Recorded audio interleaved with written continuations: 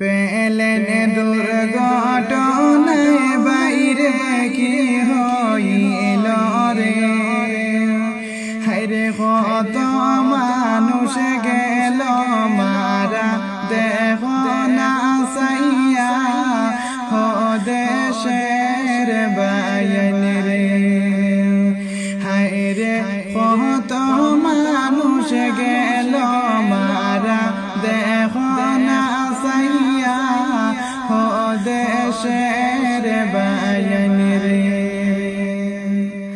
বাইন রে।